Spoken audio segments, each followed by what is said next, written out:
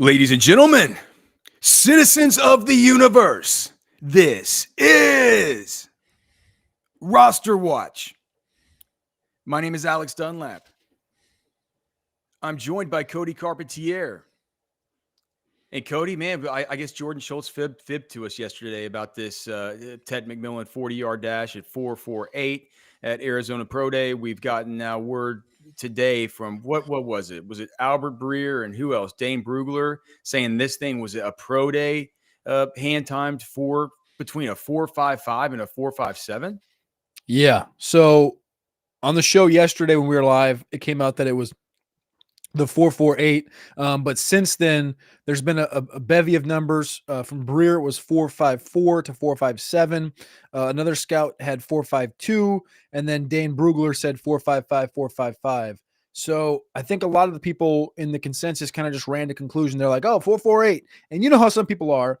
This is a big conversation in that when I was at Player Profile, we actually wrote a column, wrote an article. It was a project that me and Josh Larkey kind of took on. Larkey, great R coding guy, and dug back and collected all of our data that we had been collecting for the combine and the pro day, and found and actually gave reason or understanding to why we generally put the 0.05 on top of these pro day 40-yard dash numbers. We can talk about that a little bit further, but there's a lot of people out there that just take the pro day number for what it is, and they're like 4.48. 4.48. That's what he ran. That's what it is. It's the same thing. It's what he would have run at the combine. They just don't understand it. So if you're in the X or the Twitter sphere, you may feel this like weird dynamic of people right now that are A, looking at Ted as a 4.48 guy, or B, kind of in our boat where it's like, well, the official number that we come in and we understand is from the draft guys, right? Jordan Schultz gets a lot of things right, but from draft guys and guys that talk to scouts more often than I think Schultz probably does, from like a Dane Brugler's perspective, who comes in and goes 4.55, 4.55. That's what two teams told me. All right, well, that's what 2 out of 32 NFL teams we know have in their book. That's our pro day number. So we generally would add 5/100ths of a second to it, and that would make it a 4.60. So you see the crazy dynamic here of people viewing this guy as a 4.48 guy and a 4.60 guy. It's two vastly different things. It's gonna make for the difference between like probably I would guess like an 80 plus percentile speed score versus something that's going to be like a 40th percentile speed score. You know what I mean? It's like it's going to be a big difference. And people say it's like, what is it? You're talking about a 1/10 of a second or whatever. It's like, well, I mean, they run the drills for a reason. They are a statistical marker for us for a reason. I would say for us, what are you thinking we should put in for our prospect modeling and for our just general thoughts? Because we do, I mean, I think what the best thing to do might be is just do we just throw out the 4.48? Do we just say scouts didn't say that? That's Ted McMillan's agent, because that's who Jordan Schultz talks to. He doesn't talk to area scouts. That's where I would lean to just kind of throw out that 4.48 number because of exactly what you just said. I believe when you have to understand where you're deciphering different information from. When you are getting your breaking news, trade happens, breaking news, free agent signing, I'll go to Schultz. And obviously you'll get your Rappaport and Schefter, but there's a reason that Rappaport and Schefter don't dip their toe into 40-yard dash times and things of this nature. Visits and stuff. It's because it's like you're talking to an agent that wants to get something out there. And so there might have been 1 or 2 people in that building that clocked the 4.48. And I don't have my timer. My timer's over there, and I can show you right now. It's literally bang, right? You and me know this, but when you're in that building, there's 100 people doing it. And there's how many people that are on that 40-yard dash line getting an exact number, right? It's just scouts. When you're at these pro days, there's a 3-level little thing. So there's one who sits in the chair, and then one that sits on the bench, one that's one level up, one that's another level up, and those are the 4 guys with the prime seats. After the pro day's over, what they do, it's after all the testing is over, right? They go into the big huddle with the scouts. And if you're just swindly enough, you can go in there and you can try and listen in. Generally, they're going to recognize you as not being a scout and tell you to get the heck out. But during that time, they all get together and they're like, they read it all off. Just they make sure that they have everything. They go through one prospect and they say, all right, we're all good on the 10-4 broad and we're all good on the 38-inch vertical. And like, right, like the ones that we all saw, the 17 reps on bench. But now let's talk about the times, right? And they all get together and they'll keep their own time for the pro day, but this is mainly for players that didn't test at the combine.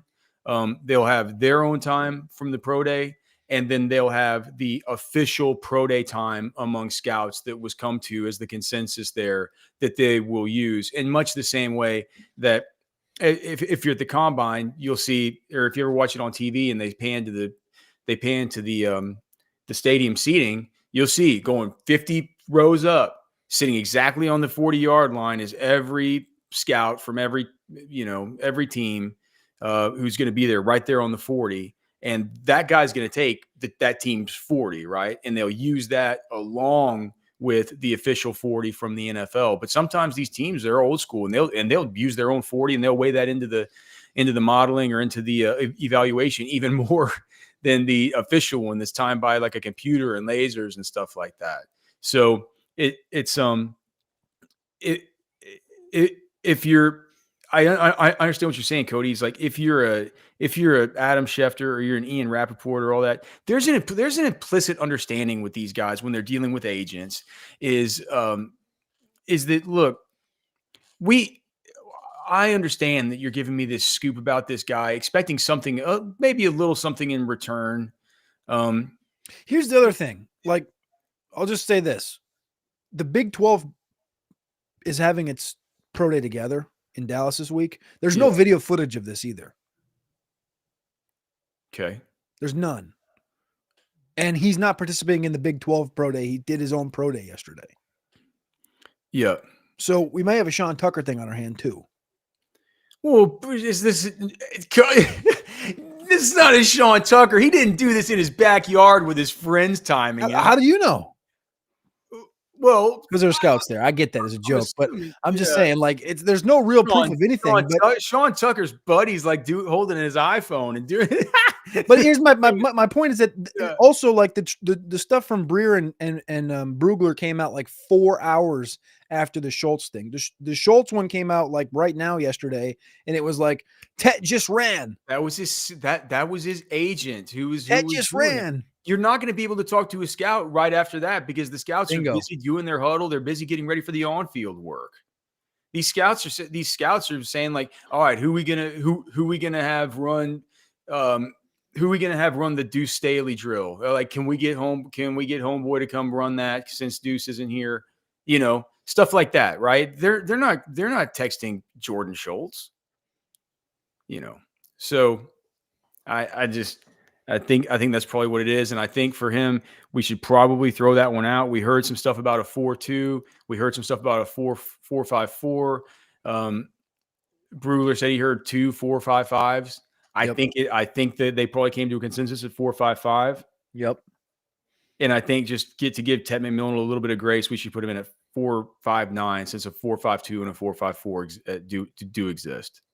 4-5-4, 4-5-5 do exist. And also it feels like artificially manually adjusting some dude to 4-6, which feels like adjusting him to the threshold where you start to say, like, man, he's starting to be like, man, am I a little bit legit worry about the speed? Yep. Right? Do I want to adjust him to that, or do I want to adjust him to just under that, where it's still something where it's right there on the precipice of being a little bit of a significant worry? I think that's probably the right thing to do for our modeling and evaluation purposes. But if you think we should bump him to 5-4-6, that's fine. I'd be interested to talk to Matt Kelly what they're going to do over there. So Matt tweeted out last night after the 4-4-8. He didn't see the 4-5-5 stuff. I'll be interested to see what he says today. But he had tweeted out 4-4-8 to 4-5-3. Yeah. I will just say, from the column that we did a couple of years ago, we gathered data from 2010 to 2019. And I know I'm only going to rehash this, Alex. You know this already, but I'm only going to rehash this for the audience that maybe is like partially keeping along. But what are they talking about? Of the adding time onto the 40. we did data research for all players that A, ran just the combine, B, ran just the pro day, and C, ran both the combine and the pro day in the same given year. Between 2010 and 2019, 74 running backs did both the pro day and the combine. Their pro day number was on average 6/100ths of a second faster. So they ran a 4.61 at the combine. They ran a 4.55 at the pro day. Wide receivers, there was 85 of them. The combine number was 4.55 on average. The pro day number was 4.49 on average. As far as like the growth in movement here, tight end, it was 4.82 to 4.74. So there's a little bit bigger discrepancy, but there's a discrepancy in pro day versus combine because of laser time at the combine and hand times at the pro day. And that is why we're talking about making that adjustment. And that's just a historical thing that specifically Player Profiler's done. And like I said, they wrote about it and that we've been going through in our process. We used to just do that by the eyeball test, like without any research. Yeah. So, we've always manually adjusted pro day time. That's why we that's why we wrote the column though, because everyone's like, were you making this up out of thin air? You just believe this? Like, where's your facts? Because it only makes sense. And the thing is, it's more, do you know what it is, Cody? It's more about it's more about the start. It's more about getting the start right, getting the end right. You're right there on the line, right? It feels like you can do that. But at the very start, when you're 40 yards away, it's really, really hard. It's like 5/100ths of a second is nothing. Yeah. It is just nothing. And from the time when you start taking the time from the time when their arms back to where it starts moving forward. Right. That's why whenever they get a false start, it's whenever they don't hold it back there long enough to let everybody get ready for them to say like, all right, I'm ready for you to go. Whenever you go is when I'm going to click this button. Right. Well, they have an electronic timer that does that. So whenever your brain, it just takes your brain, the synapse in your brain. Like your brain's an awesome computer, but the information can't get from your eyes to your brain, down your arm to your thumb to hit the button. It takes like 5/100ths of a second. And whenever that time is taken off from the beginning of the run, even if you nail the end of the run, it's going to be faster. So the laser component is just super important at the very beginning of it. And that's always been obvious to us. And I'm glad that you have the research that verifies it because it makes all the sense in the world. And that's how we've always done it. So it just feels weird having to take Tet and say like, well, all this stuff was a 4.48. I don't necessarily think he was like slow, and you have to manually adjust him to 4.6 territory, which feels like kind of danger territory. He's not a game breaker though. That's the thing. Like people are like, well, he's not slow. Like, well, if you're claiming 4.48 and we're claiming 4.59, it's really not that big of a difference other than historical trend purposes. Like looking at historical trends is the only thing that tells you that like, per Daniel Jeremiah, like there's been no receivers drafted in the last 20 years that ran more than a 4.55 in the top 15. Nobody's drafted in the top 15 a wide receiver ran more than a 4.55. Now he ran exactly a 4.55 at the pro day, but when you adjust, like we just explained, Mike Williams was the last guy from USC in 2005 that fit that number. So historical trends would tell you it makes a difference. From a player perspective, we know what Tet is. This isn't something that's going to make us say, well, Tet's now the receiver 7. No, that's not what's going to happen here. It's more of just analyzing and understanding. It makes it easier for me to not have him my wide receiver 1. Correct. And which is where we've been the whole time. Yeah. Been a little bit lower on Tet than the rest, but saying he's good. And he's got Drake London. He's got Drake London type stuff in his range of outcomes. He also has Christian Watson stuff in his range of outcomes. And to be honest, like we talked about yesterday, the guy looks a lot more like Christian Watson. Does he have Equinemius St. Brown in his range of outcomes? Listen, man, here's my thing. I know I didn't know you're going to go that direction, but I was going to bring up the same kind of topic and thought is what do you make of the general consensus? Because you've been on the game for 15 years, longer than I have in total. What do you make of the general thought to all of the people, on social media, on podcasts, whatever it may be, that instantly run to best case scenario? They go, well, Mike Evans, he was a 4.50 guy. Or they go, well, where'd you have Brian Thomas last year? Or, yeah, but everybody missed on Justin Jefferson because, he ran a 4.48 or whatever the hell it was, 4.44. It was like no one missed on Justin Jefferson. He didn't go in the top 10. He went 21st overall. But you see what I'm pointing though? These are literal tweets. These are literal tweets, and they go, well, what about Brian Thomas or what about Mike Evans for a comp? Or well, he's definitely Drake London, and like they run to best comp is what I'm saying. But Brian Thomas ran fast. Again, okay. The Brian Thomas thing's not the point of my topic here. The point of bringing up Brian Thomas was more so people saying, well, you don't have Tet McMillan as a top 10 player. Well, where'd you have Brian Thomas last year? But my question to you is, when you look at comps, people run to best comp. And even if they hear something negative about a player, like he might have ran a little bit slower than we expected, or I don't have him graded as a top 10 player. He's not a top 10 graded prospect, period. He's a first round graded prospect. He's not a top 10 graded prospect. They go, yeah, but Drake London. Yeah, but Mike Evans. And they just go to best case scenario, best comp scenario. Like, what goes through your train of thought when you either read that or when you think about a comp? Do you think of best case scenario, just latch on, or like the Christian Watson thing you brought up, or I know Equinemius St. Brown is pukey, but Equinemius St. Brown's a better athlete than Tet McMillan. Is that true? Look it up. Okay. I to be honest, man, with the whole, I never understood I still don't understand what happened with EQ St. Brown. 4.48, 94th percentile speed score. Okay. I remember covering that draft. That was the one where we were in Dallas. That was the same draft where like Connor Williams went to the Cowboys and Dallas Goedert went to the Eagles, right? Was that same draft, right? 2018, yeah. I kept on saying, I'm just like, why is Equinemius St. Brown? Why does he keep falling? What's going on here? I just like I was just like going nuts on the radio there. I think how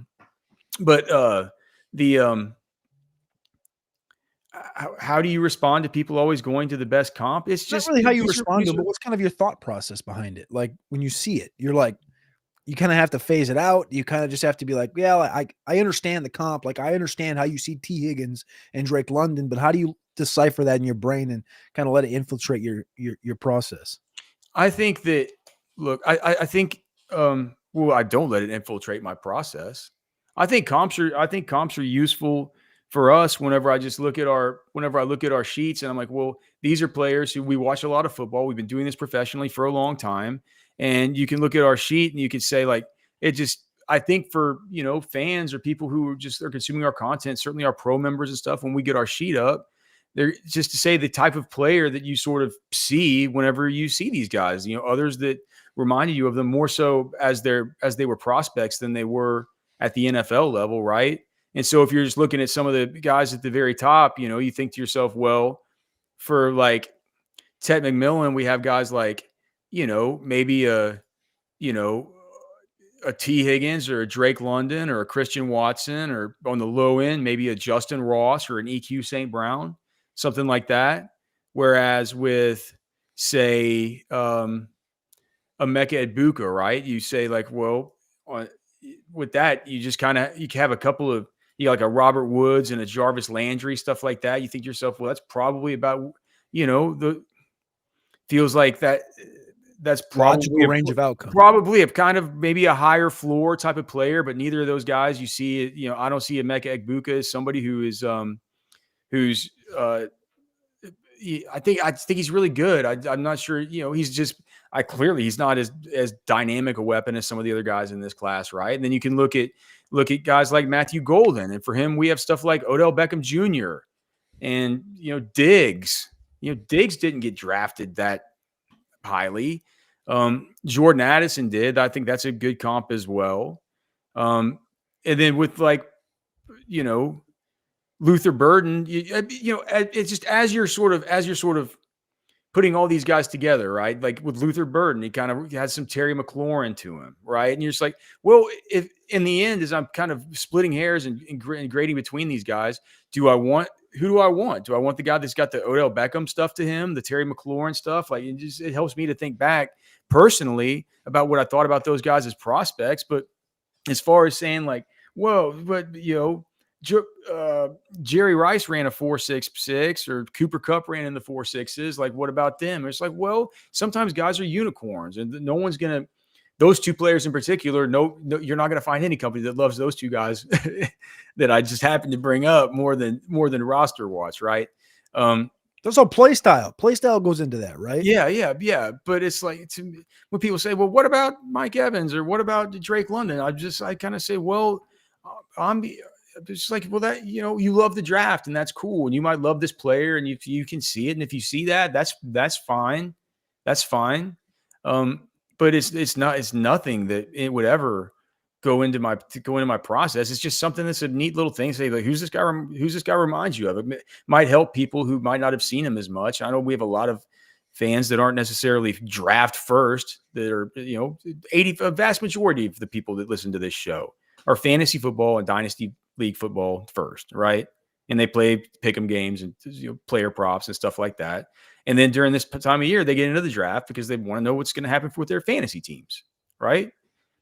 That's why we're not on here that often. I mean, we do it. We're not here that often breaking down corners or defensive tackles and stuff.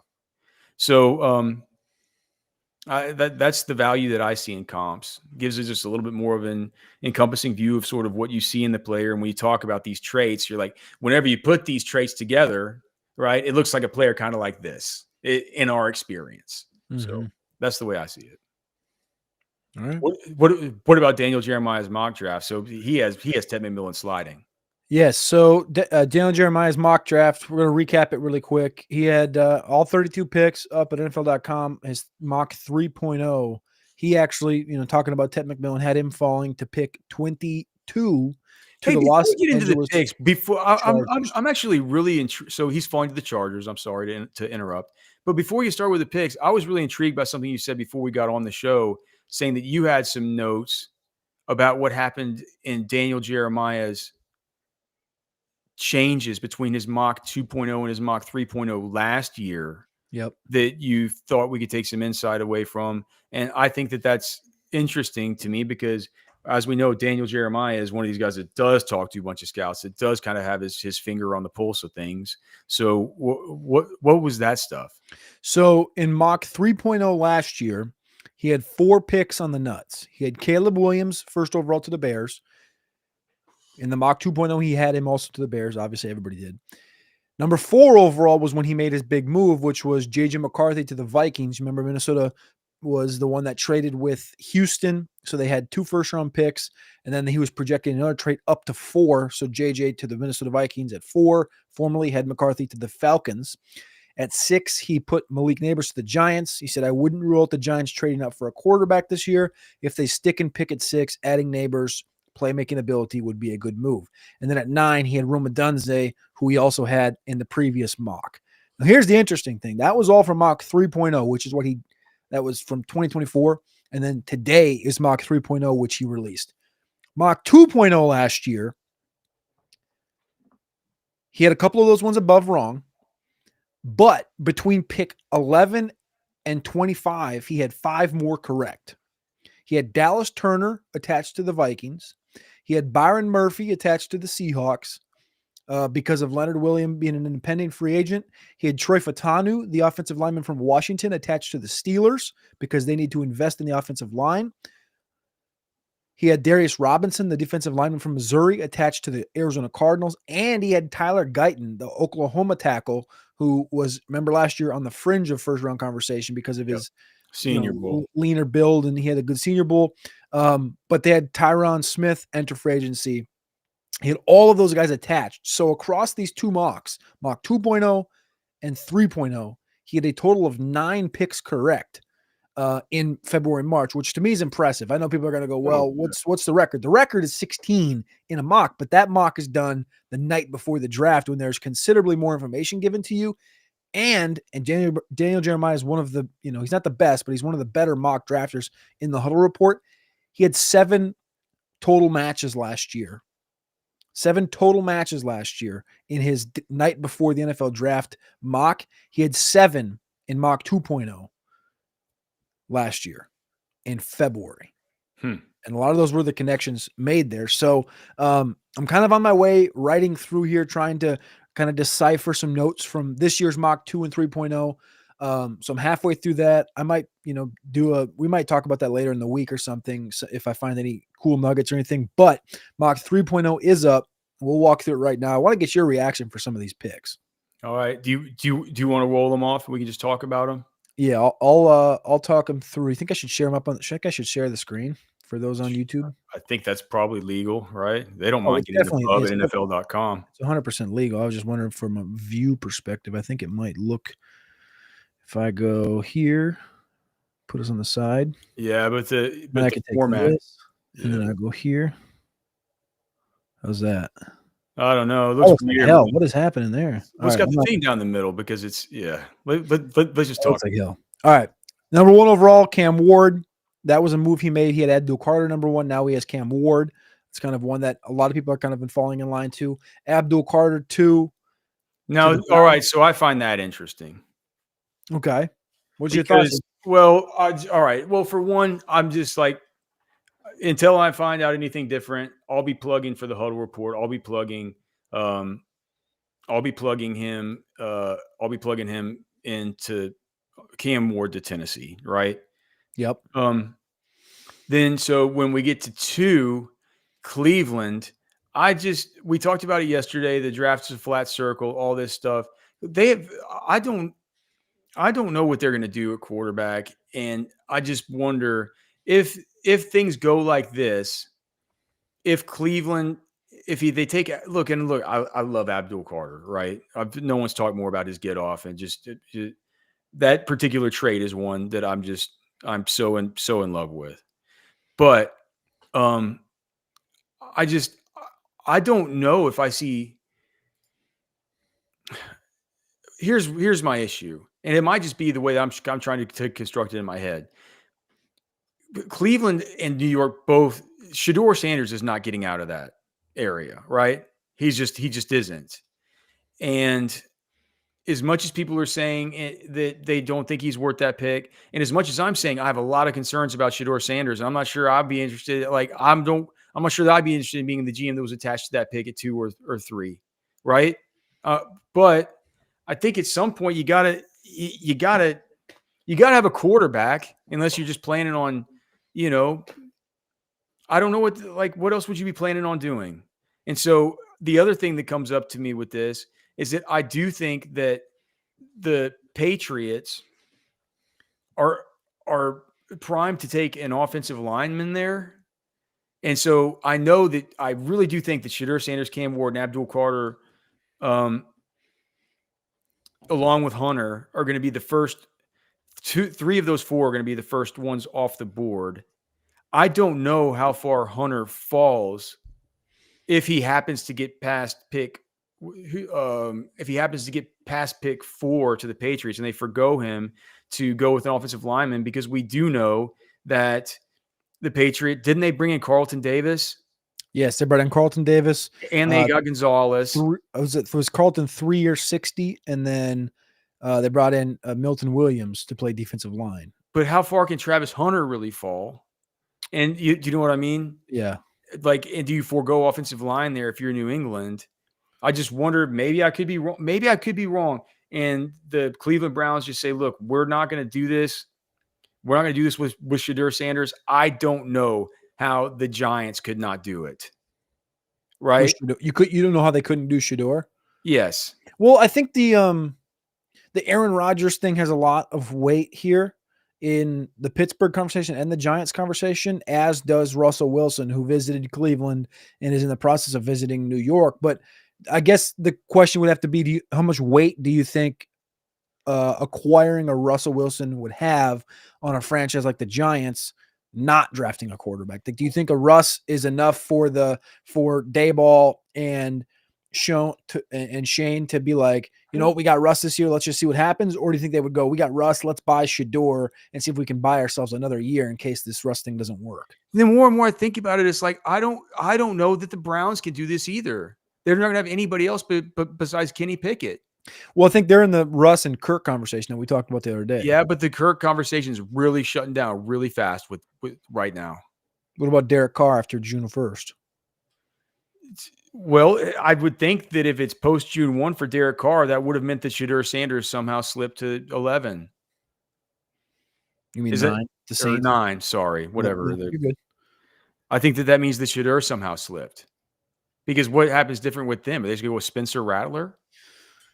Hey, man, I mean, technically they should, and they should just eat the whole season and see what Spencer Rattler is. They should. I mean, I think I hope that doesn't happen for all my Chris Olave stuff. My well, I God. mean, we just need Olave to get healthy just in Yeah. general. I would, for dynasty shares, I have a ton of Olave, but I wouldn't even mind if he just, took the year off and, just did some brain strength stuff. I don't even know what to say, but Take a year off in your prime, Olave. Goodness. yeah. Well, I mean, he's a guy that can last a little bit. But anyway, so Abdul goes 2 here in this mock. He in mock 2.0, Jeremiah had him first. Then he has Shedeur going 3 to the Giants. He says if Abdul Carter's available at 3, that might change things. But in this scenario, they secure their answer at quarterback. For me, the Abdul thing, I understand it. I don't know if if he's available at 3 and both quarterbacks are gone, how do you shouldn't say how do you do it, but how if you're the Giants, do you not take like Hunter over Abdul Carter, given what your team is? Like given, hey, you could have Hunter and Malik Neighbors on offense catching passes from whoever, whether it's Russ or Rodgers, and then have him playing cornerback opposite of Deontay Banks.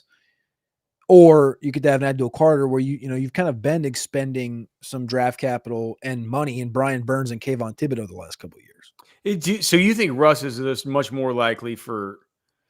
So much depends on Aaron Rodgers. Goodness. Yeah, I think I think the Rodgers thing to the Steelers is the most likely, and then Russ goes to whoever he deems the most competent, which is I would bet the Giants over the Browns, just given the quarterback situation in Cleveland. And I think that Cleveland is the one left holding their job. Is Dion going to let Shedeur go to the Browns? They said, this is what Todd McShay had his show this morning. I caught the first part of it. He said that he believes that it's alive. Shedeur 2 is alive and well. Alive or alive? Alive and well. Oh, okay. Yeah. So I don't know, man. That's going to be interesting. I think if I had to put money on it right now, it could be totally wrong. Shedeur could fall. I think that maybe he should, but I kind of don't think he will. Here's a about him falling. You think he might fall? No, I mean he could. Yeah, I think he might, but I just kind of don't think he will though. So I do my daily show with the draft ranking show. It's like a sub 10-minute show. I've told you about it, but I pre-recorded for tomorrow. I did a 10-minute mock, all 32 picks in less than 10 minutes, and I didn't mock Shedeur Sanders, and I didn't realize it until I was done. Well, I haven't released it yet. I think the comment section will let you know. You might want to go through and redo that one. Yeah. So 4th overall, Travis Hunter goes to New England. We talked about this one the other day. On my mock on Friday, I kind of wrote, and I didn't write in my thoughts, but when I did the recap show on Friday, I talked about how I believe this 4th overall pick is between Travis Hunter and Kelvin Banks. I think the Kelvin Banks thing is very quiet right now, but I think how that New England spent their money in Carlton Davis and Milton Williams, and then getting Morgan Moses to play right tackle, to me, it's left tackle or Travis Hunter. Yep, I think that we'll see a little bit of a creep up here for Kelvin Banks with the short arm stuff, not necessarily answered with the 33.5-inch arms. You wanted to be 34, but the fact that his wingspan was 3rd biggest of anybody among the offensive line, it's like who cares how long the arms are if the wingspan is that long. Will Campbell, yada yada. Only one starter in the league with arms his length. They need a true offensive tackle. I've said it before. We talked about it yesterday. I think that Mimbu would be live here too, but a true left tackle in Kelvin Banks, who played that his whole career at Texas for 3 just sterling years, to go with Morgan Moses? Yep. With Morgan Moses, who they say is a right tackle all the way. So Jalen, so there's nobody that this pisses off more than the other expansion, the other cat expansion team here with the Jaguars taking Jalen Walker at 5. I wonder who that leaves for Carolina here in a minute, with the Raiders taking Ashton Jeanty, which is probably our most commented on short video, Cody, saying that they're not going to take Jeanty or McMillan. Watch, they're going to do it too. And that video is going to pop and go for like, they're going to say, hey, way to go, Nostradamus, you couple of geniuses. Those are the best. Yeah. That's a high pick, man. I can see it now with Pete Carrollton taking over and them not really doing much at running back. They acquired Raheem Mostert, who's kind of got that, formerly had that long speed, that sort of dynamo open field thing that Genty has. I mean, I get it. I would rather see them spend it on like Membu or something here, but the No. running back later. What else we got? Membu, right Membu. tackle for Yeah. the Jets. There you go. And you feel like with it looks like he mentions it here at pick 8, but with Mason Graham, who we've talked about this before, but we've said this whole time that Mason Graham, just go watch the Michigan tape and just stick with that, because he was always going to be a guy who was going to come in and not be as impressed. He's not going to be like a Eamon Wari or a Freak athlete, yeah. one of these guys that comes into the combine and all of a sudden you just get to look at him and you're like, oh man, what's time that, Shamar Stewart, just like, oh gosh, this guy is a complete physical specimen, and just a ridiculous,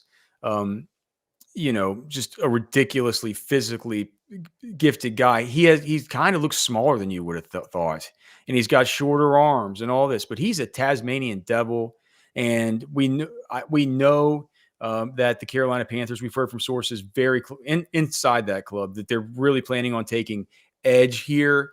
But with the pursuit of, as they said, Milton Williams, they came up short on him whenever he goes to New England. Now, they did get Bobby Brown from the Rams, so they already have kind of, 3 technique settled to a certain degree. Bobby Brown's a good player, but I think that Mason Graham's clearly, to me, one of the top 5-6 players in this whole, I think top 5 in this whole draft. If you just look at the tape and you get him at a position of need, we know that the focus of the Panthers draft this year is going to be almost entirely on defense, and you spearhead it with a Mason Graham. I think it makes sense. I mean, share what you think about Jahad Campbell here at 9. Jahad Campbell's not one I expected to see all the way up here. I'll tell you that much. Too high. Yeah, it's not what I expected to see up here. That's for sure. The last mock he had him at 29.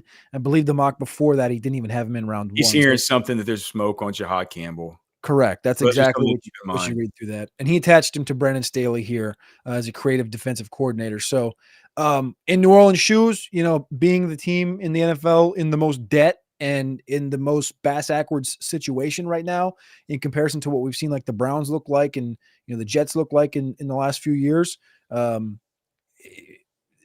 team building in New Orleans right now, not tier 1 if you take a linebacker here. At least you could play him off the edge. Yeah, but it's still not sound. I mean, this is not no. Well, yeah, dude. I mean, what has been? I guess they've at least got their salary cap a little bit of better shape now. They just keep kicking the can down the damn road. But yeah, the Bears take Will Campbell after they basically he says this is right left there. Tackle. But he would have to play. They're basically bringing him in to take Braxton Jones's job, right? I don't get this, man. I mean, it's a weird pick. I'm gonna scream this until I can. We're not gonna see Banks come off the board for a little bit here. Kelvin Banks from Texas to play left tackle. I mean, even if you get to this point, number 10 overall, I think you start considering Josh Simmons from Ohio State over a Will Campbell. Personally, I just don't get it. I get that Campbell played well in the SEC, but we'll talk about this over the course of the next 5 weeks for sure, but I don't get it, man. It definitely completes their offensive line on paper, as they acquired the 3 interior guys, Jonah Jackson, Joe Thuney, and Drew Dahlman and stuff from free agency and trades. And Darnell Wright, who was the first round pick 2 years ago. I get it 100%. I just don't get the player, pegged here. I hope DJ's wrong with this one. Longhorns cornerback, Thorpe Award winner, goes 11. That's a great landing spot that has been mocked quite a bit. Another Longhorn here, fantasy relevance. Matthew Golden, the first receiver off the board, 12th overall to the Dallas Cowboys to play opposite to CeeDee Lamb. I mean, I think that their is that the nuts? I think their skill sets and their profiles fit each other very, very, very nicely. Matthew Golden with the definite speed to burn with the 4.29 40 time, but also the sticky hands, the contortion ability, the stuff where it's like, the stuff that we've seen CeeDee Lamb do down in the red zone and the back pylon and all the rest of that. You can have two like dueling monsters down there doing this kind of stuff with the way that Matthew Golden has that, that real Odell Beckham flair to his game. And you get two guys who are some of the best route runners. Matthew Golden, the best, cleanest route runner in this whole entire draft. Dynamic speed. They've been, they've been trying to get a solid number 2 there with CeeDee Lamb. I do think Matthew Golden would come in and be probably one of the. I mean, does that become it's one of the better wide receiver duos in the league, right? And it'll be up there with Jefferson and Addison, or I think potentially. I definitely Devontae. wouldn't label it that day one, but I'd potentially put it up into that top conversation. So that was a name, Golden, in the last mock 2.0. Daniel Jeremiah had 30th overall to the Bills, moved him up to 12. And then the next name on here, Malachi Starks, is a safety from Georgia. We talked about this on yesterday's show, the flat circle of the NFL draft. Malachi Starks was 32nd, the last pick in round 1, the last mock. And this one, he has him going 13th overall. He says, the further we get into the evaluation process, the more I find teams are in love with Starks. What about Booker? I think I think that'd be a good spot for Booker. Is that too early to take a guard? They need it bad. Good spot for Booker, Campbell, Starks, a lot of guys. I think there's a lot of guys that fit into Miami. Yeah. Tyler Warren to the Colts. So they're just like me. They see that number 44 and they say that looks like Dallas Clark to me. That's it.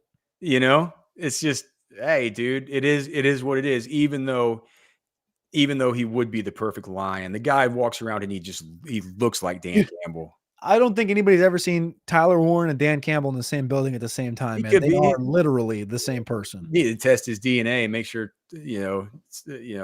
Dan Campbell wasn't playing some game in Pennsylvania up there about 20 years ago. Let's see. Will Johnson, the previously thought of kind of CB1 in this class coming into the season, goes to the Falcons. They were certain that kind of fits with what the Falcons have generally looked for, right? In their corners, long, rangy, not the fastest. Yeah, I think that makes sense. I think he probably comes in and how long is AJ Terrell signed for? Terrell was drafted in 20, so he got a new contract. He's probably got a new. Has he got a new contract last year? Oh, I thought he got a new deal last season. I could be wrong. 4-year, $80 million last year. Yeah, so he's signed through. Dude, Will Johnson and AJ Terrell feels pretty dirty. It feels good. You need to do so. You just don't pick another skill guy, please. Address the defense. Tet McMillan, come on down. Crazy. Oh, God. a redundant player to Drake London.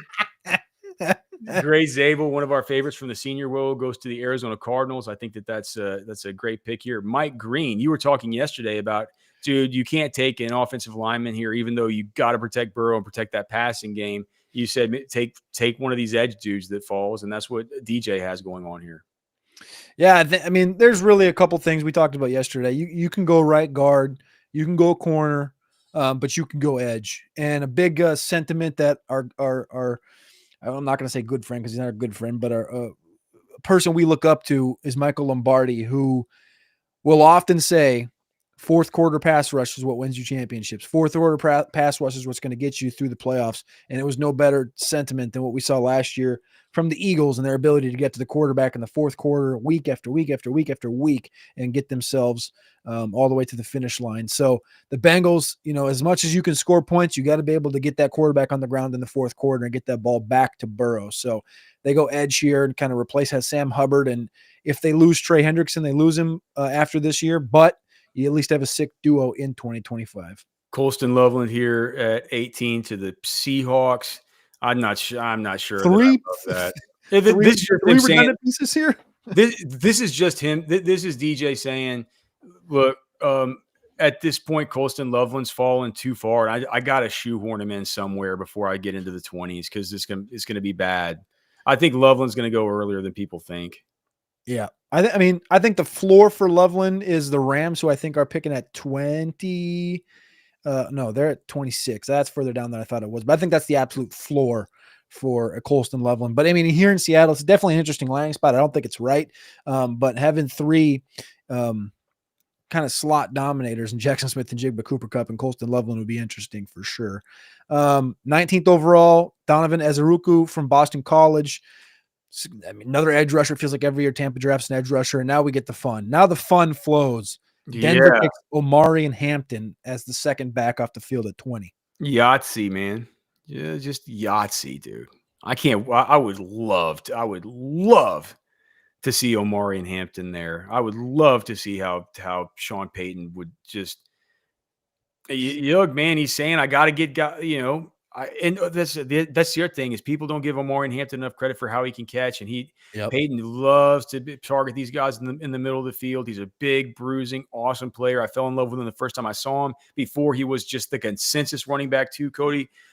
I'll never forget me telling you, it's like, well, I don't care, man. Like, I don't care what I do for the rest of these guys. I've seen enough of them to know that there's no way that Omarion Hampton's not going to at least be my RB2 in this class. It's just like I did the work on him. I'm just like, there's just no way. He's like, I could talk about everything that he brings, but you can even, gosh, if you were the alien that came down to earth and you just looked at these guys all lined up in a row and you say, who's the best running back? He pointed him and say that guy. One question. Thursday night, April 24th, we're going to be sitting there in Tampa. He's going to come off the board at pick 20. Genty's going to have Ben already picked at 6 by the Raiders. Hella draft capital for Genty.